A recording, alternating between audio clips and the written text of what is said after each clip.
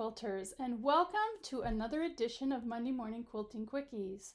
Goodness gracious sakes, it has been a long time since I've done one of these. It's not because I don't want to, but thank you so very much to all of you. We have been so busy at the store. I just haven't had enough time to get at these. But today is the day I decided I wanted to do quick and fun something for you to get ready for the holidays. And what screams holidays more than a really fun holiday stocking? So this is the holiday stocking that I'm going to be talking about today. I love this one because it's kind of jumbo size. So I will tell you it's really fun for kids, but as a grandma, I have these for my grandkids, and it takes quite a bit of money to fill this thing, but they're worth every single cent of it. So to make these for decorations or to use as actual stockings, they're absolutely fun. Now, I want to tell you this is a go-to pattern, has been a go-to pattern for me since probably 2008, maybe 2009, I can't remember. But this is actually a free pattern, and we're going to put the link for you in the comments at the end. This is from Kansas Troubles, Lynn Hagemeyer. She does a super great job. This is a free pattern on her website, and so she has so graciously put this for free for all of you, so I'm just going to do a little demo on how to do it, but the pattern is free to you there, and I'm just going to go over the pattern a little bit. You can also print this in color, but the actual pattern kind of looks like this, and I'm going to go through the steps of how to do that. Great instructions.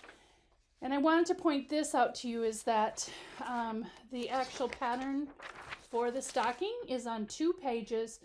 So when you go to print this out, you're probably going to either want to trace it off onto, I have done it on a brown paper bag, or print 2 sets of these so that you would end up getting something all taped together that looks like this.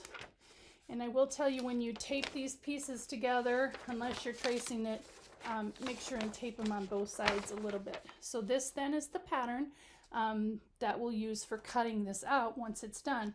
You also need a back to your stocking. And so when you're cutting these out, make sure it's opposites, right sides together or whatever, so you get it right. You don't want 2 of the very same. So this is the back of my stocking.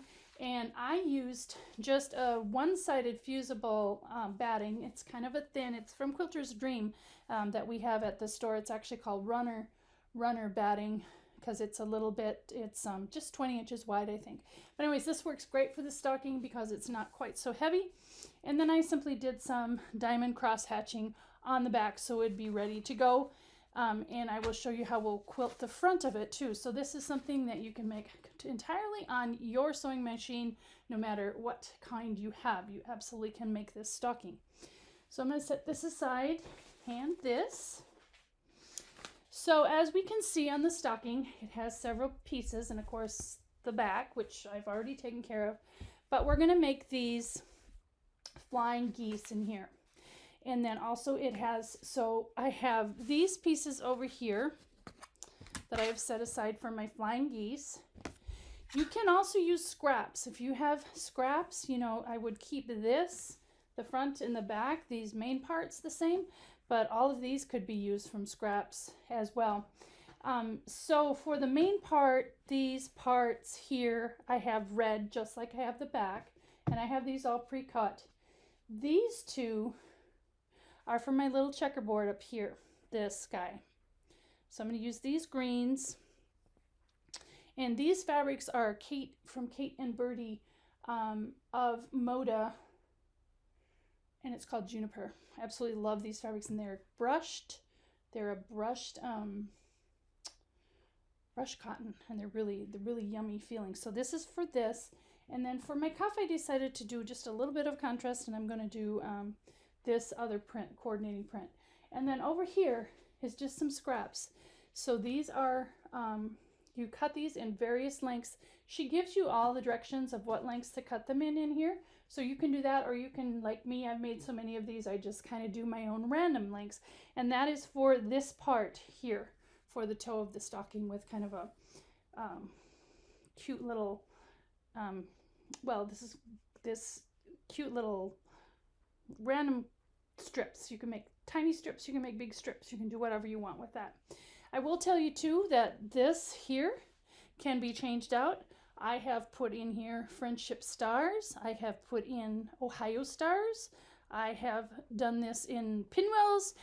So just so you know what you've got here, you can change these, but for today we're just going to use the flying geese for our stocking. So I'm going to show you quickly here how to cut these flying geese quickly, fast, and easy. And this is with K. England's rulers. These are Nifty Notion rulers from Brewer. Anyways, I'm going to have a special for you on these rulers at the end, and I'm going to put this behind it so you can see what this is. This is the quarter square ruler, and then this one is the half square triangle ruler. So we're going to start with a half square triangle ruler, because for our geese, I'm going to do it in red. We need 2 pieces of this, and then I need 7 different geese along here. So first of all, I'm going to show you how to cut the half square triangles quick and easy. So I just go ahead and I have a piece that's 2.5 inches here, and I'm just going to trim off this one salvage edge just like that. And then what we're going to do is we're going to start, and this is kind of upside down for you, but we're going to start and we're going to have this blunt edge at the top, and then down here I'm going to move this over a little bit so you can see a little better. And then here, Nifty Notions, when you put this on here, you should be able to read this. So this should be right side up. It shouldn't be any other way at this time. When we start a straight edge here, the blunt edge, as you can see, goes to the top, and then we just line this up and we cut. So now I'm cutting a pair at a time. So this is for 1. I need to do this 7 times. So I had my ruler on here like this, and now I'm simply going to flip it over like this, and these make for very, very accurate half square triangles. Down here there's a little tip. If I stick this under here, you can probably see that that's hanging off, and there's a little green line here. So we want the green, this little tip hanging off the bottom, the 2.5 inch line is up here, and then we simply cut again. Then what we're going to do, I have 2 sets, is we're going to turn the ruler back over again because we have a straight edge, and we're going to cut another set. So how to kind of remember is when we have a straight edge, we're going to use the straight edge, and when we have an angled edge, we want this little triangle hanging off. That's kind of how I remember how to do this. Hang off. When we have an angled edge, we have the triangle hanging off. And then again, we're going to go here again. And I'm going to get these so they're lined up a little bit better here. But you'll be surprised at how fast these go together when you do this. So we have an angled edge again. And so we want the triangle down here hanging off the bottom. So 1, 2, 3, 4, 5, 6, straight edge. This will be my last one that I need. Number 7. Straight edge with this at the top. So there we go. I have 7 sets of half square triangles. Now what I have here is also some 2.5 strips of different fabrics, and I need 7 of these. So for me, I'm going to cut 2 at a time, and I only need 1. I only need the this is called the sky, and then this one, when a flying goose, this is called the goose. So I only need 1 goose because I need 7 of these flying geese to go down. So this one's really quite simple. You just line it up at the 2.5 inch. There's a little blunt tip up here. You just line this up and you cut on both sides.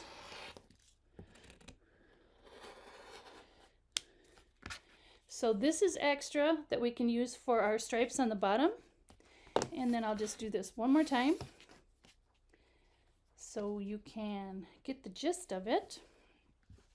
And I'm going to line up 2 more pieces here.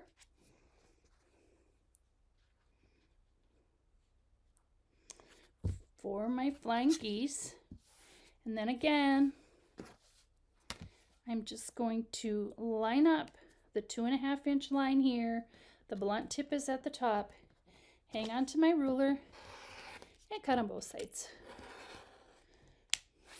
Now, of course, you can use any method for cutting these. She has a different method listed also in her pattern. You can use whatever method you want. I've just found this to be so much faster.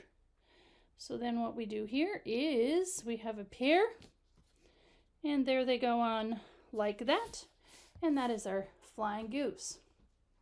Okay, now I'm here at my sewing machine, and I had to turn my lights off in the sewing room because there's a little bit too much glare, so hopefully this will all work out okay. But I'm going to show you how to sew these flying geese together really quickly, lickety-split. Okay, so I'm going to take one of these, and then of course a set of these. And we're going to line these up like this. So I'm going to do a couple of them so you get the idea here. And you don't have to line these up once you get going. But what we're going to do here actually is we're going to sew up the mountain and then down the mountain. Oh, and I left this on my sewing machine. Can you see this? This is a little attachment that attaches onto my foot to use to do the cross hatching that I used on the back. It works very, very well. It's a guide, so you get all of your cross hatching equal amounts apart. Demo for later, I think, but just so you know, there are tools out there to make everything a little bit easier. So we're going to go up the mountain and then down the mountain. So we're going to line everything up, as you can see here.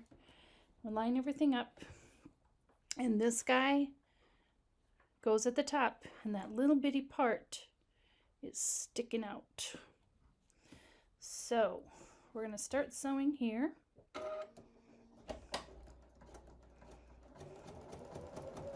And whenever you can, you're going to want to do chain piecing. So again, I'm going to go up the mountain. I always keep this on the bottom, these on the top. And again, I'm going to line them up down here. And I don't use pins. I haven't used pins for years. You need to see that this little guy is hanging out on that side. And then add another one right here. And you're going to want to chain piece whenever you can.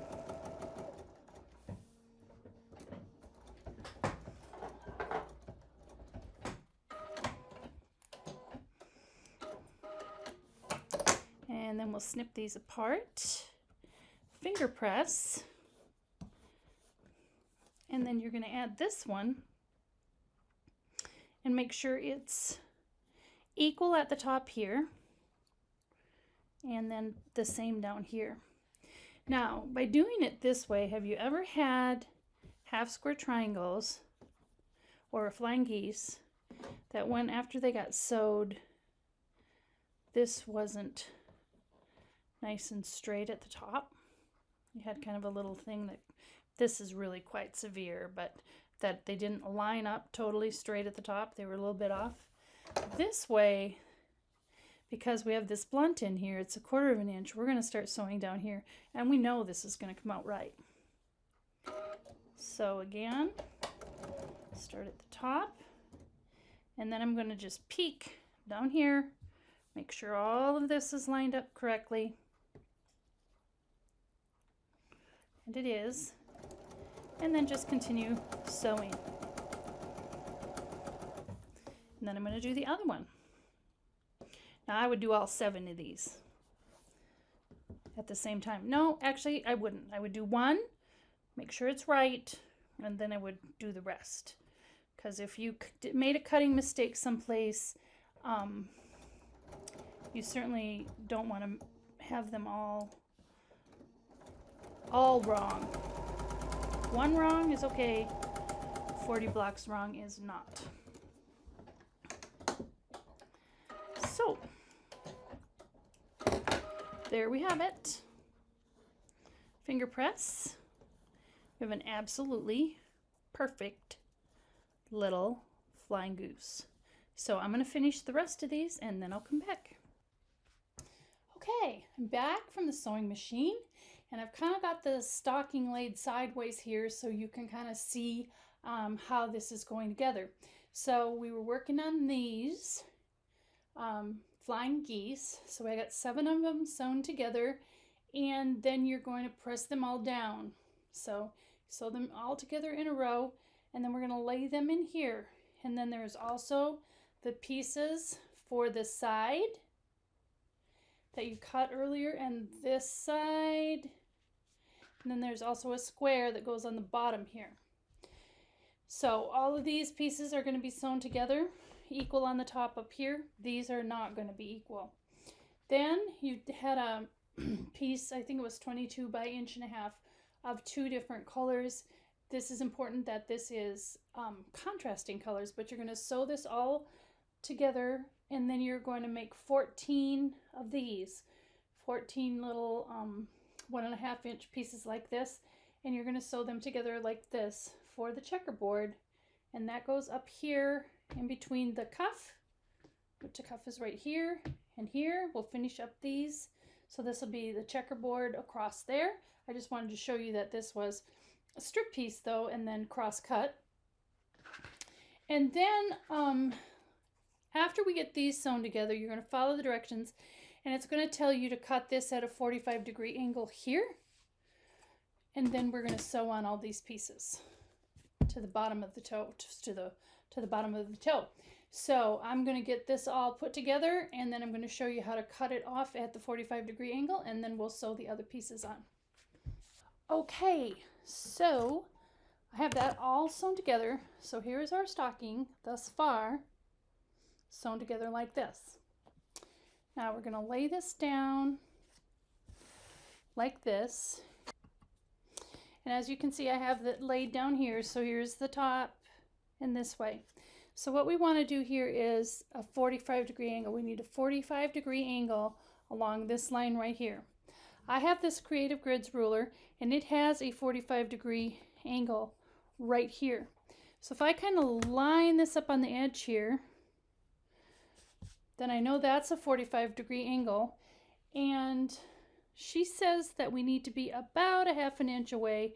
So if I just keep moving this down, but stay with my 45-degree angle until I get about a 1/2 inch here, and that's a 1/2 inch right there.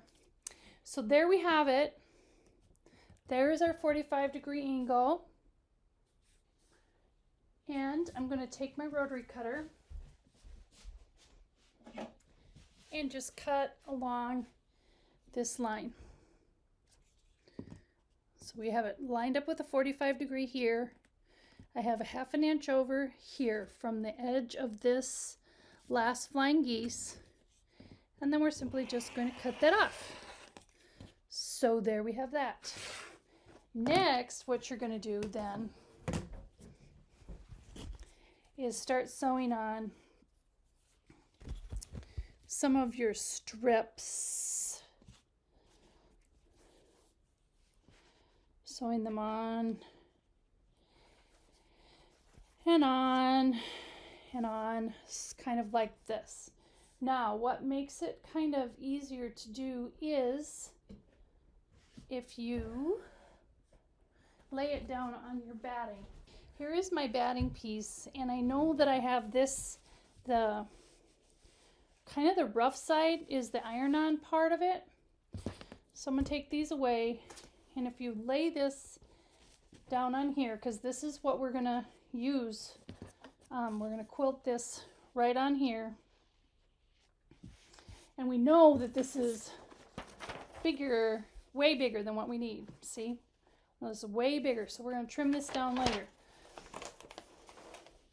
So we just have to make sure that our strips are sewn on bigger than they need to be. And you're just going to keep on going and use some really thin ones. Use some really thick ones if you want.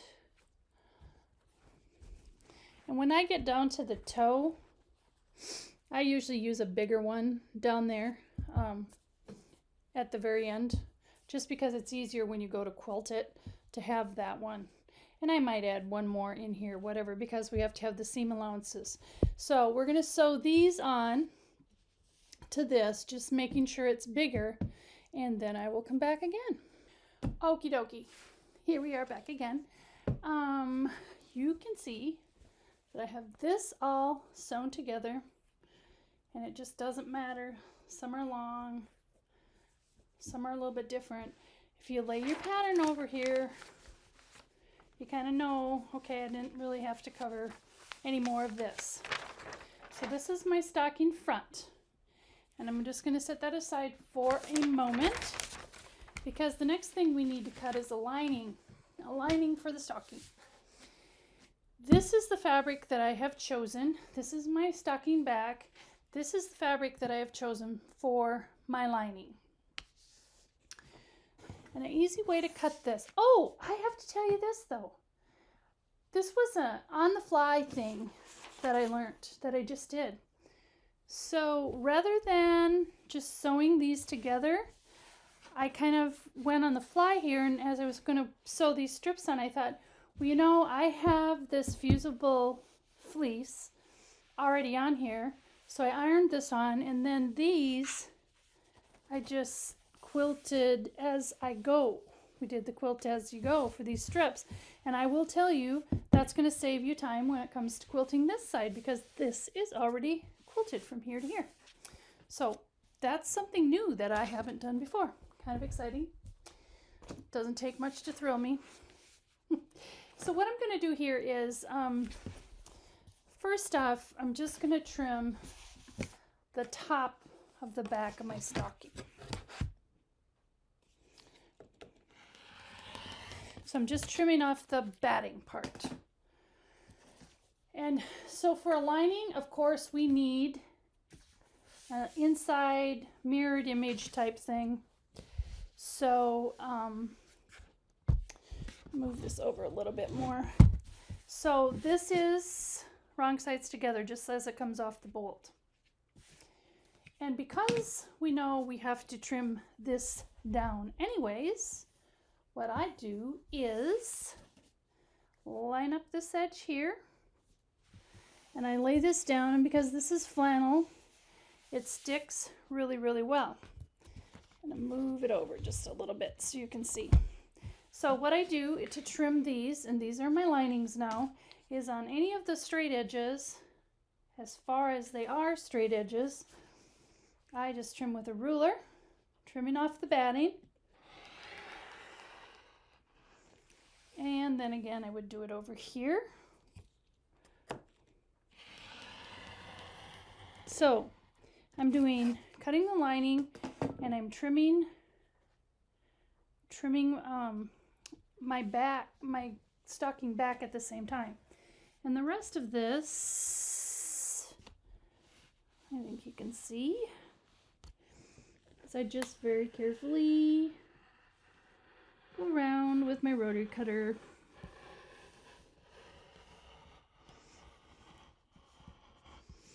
And trim everything.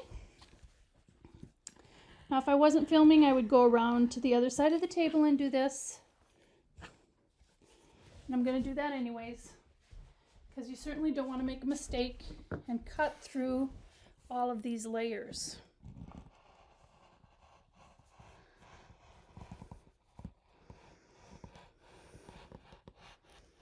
So there we go. Have everything trimmed. So I have my stocking trimmed. This is the back of my stocking. And then I have the lining of my stocking ready to go too. They have to be opposites, just like the front and the back of your stocking. So we have these ready to go. I'm going to set this aside. This is ready to go. And now we have to trim this guy. So again, I am going to lay this down and put this on here, on my thing. So one product that I'm going to suggest that you use, this is 404 spray. It's spray and fix. It's repositionable. So I just put a little bit of this on patterns because they won't move on you.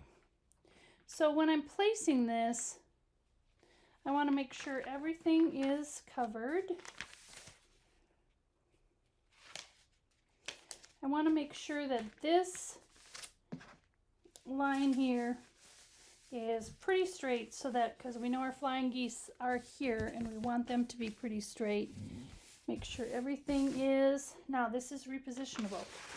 So I'm missing on the bottom here a little bit. So move this up just a tish. Once again, I kind of peek at my geese under here to make sure this is going on straight. Make sure you have batting underneath of everything.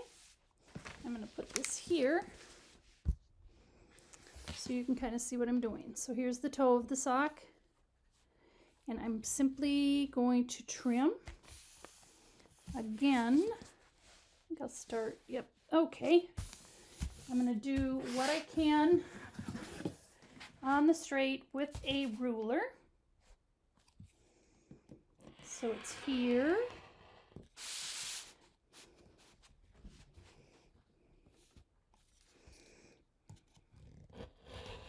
And here, and then of course across the top of the cuff. Up. Okay, then once again, I'm going to just go around.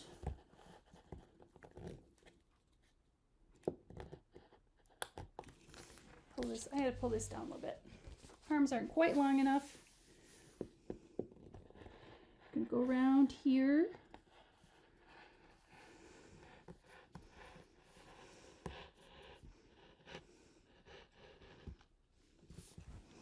And then I'm going to come down here. I'm going to go around to the other side of the table so that I don't mess anything up.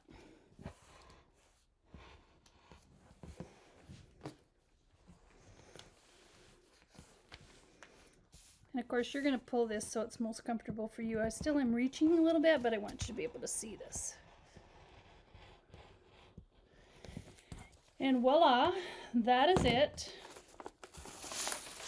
There is the front of our stocking.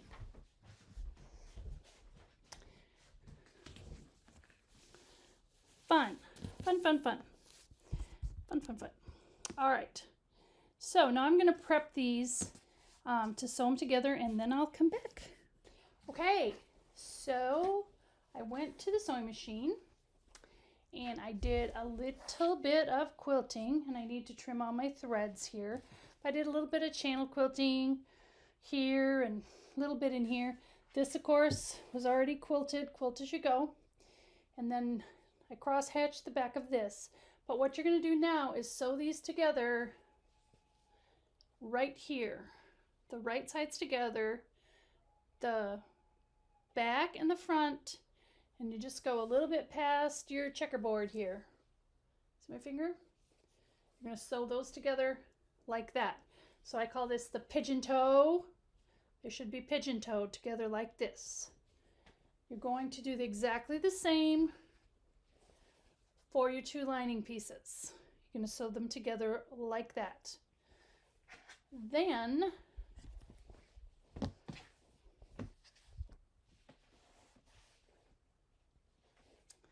we are going to go to the sewing machine and sew these together like this.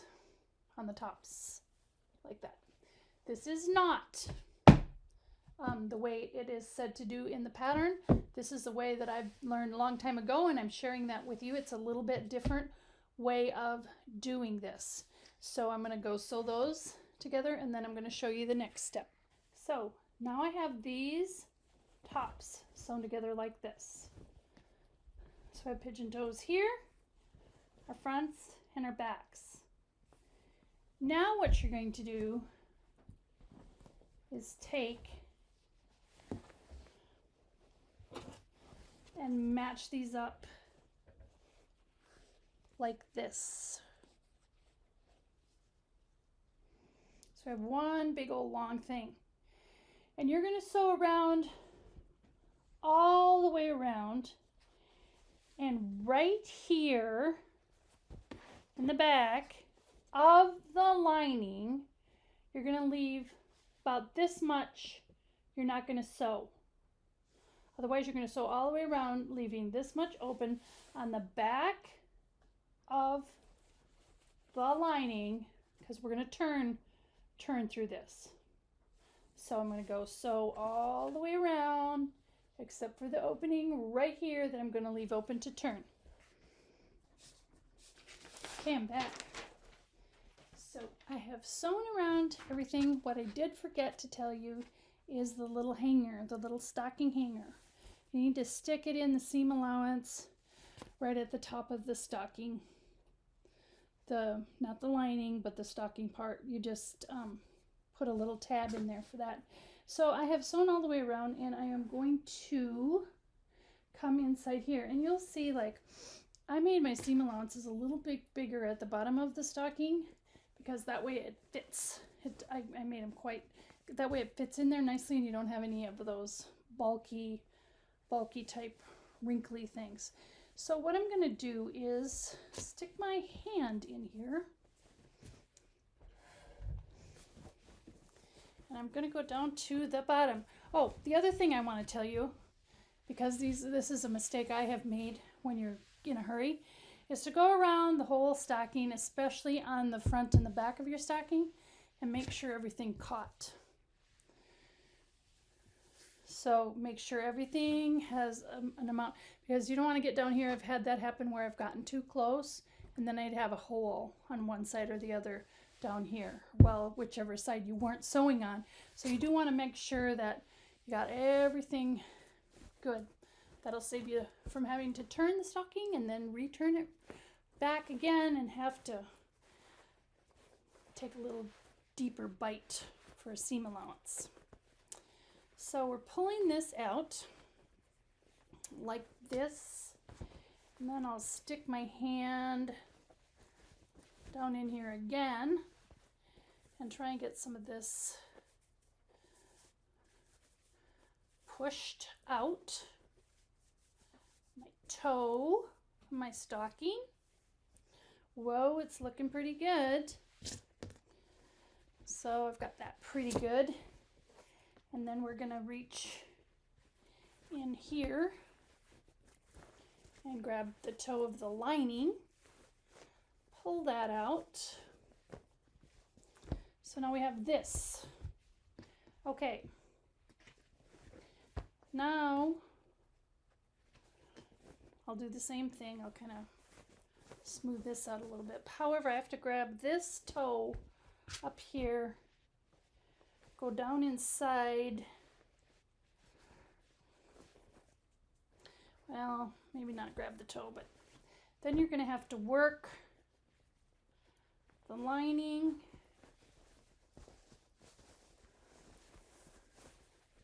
down into your stocking. And then that'll just take a little fussing. It's a good TV project, whatever. I'm not going to finish it all here. So then you want to make sure you have it up to the top. And what I'm going to do then is, once I get this all, it's looking really good. You can see I don't have this worked in. So then I'm going to take it to the ironing board and press it, and then what we're going to do here is we'll just top stitch along the top here. So I'm going to go do all that, finish fussing, getting the lining in, and then I'll be back. Okay, there we have it. We're done with our stocking. It is great. It's a jumbo stocking. It really is pretty quick to make.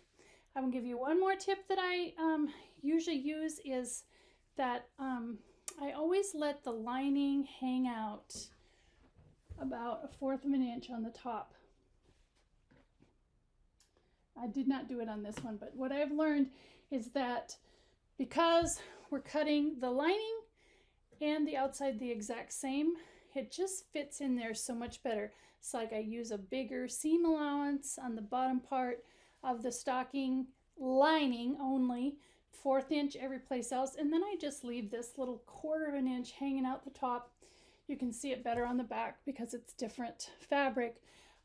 Because everything lays nice and flat, it fits perfectly in here and you don't have any. I have had some stockings that have had some extra in here and I just don't like that. So we're done with this one, and this one again is all done start to finish on your machine. I did all the quilting just on the machine. I will tell you, if you're lucky enough to have a long arm or a sit down long arm, this one was done. I put the front part together just like I did the other one, and then we quilted this one on the long arm along with the stocking back. So if you're lucky enough to have that option, that's another option to save you some time, give you a little bit different look, but absolutely fun.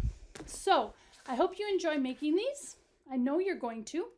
My name is Marcia Nagel, and I'm coming to you from Pine Needles Quilt and Sew in Rochester, Minnesota. And I am so glad that you could spend a little bit of your time with me again this morning. I do want to show you what I'm working on for next time. I don't know if it'll be in 2 weeks or 3 weeks or whenever, but warm and toasty mittens. I'm going to show you how to make, because here in the Midwest, winter is coming. We got some crispy autumn fall days happening right now. But this is going to be a quilting quickie on making some fun lined mittens with flannel on the outside. So until next time, thank you so much for joining me here at Monday Morning Quilting Quickies, and I will going to keep you in stitches. Thanks for joining me, everybody.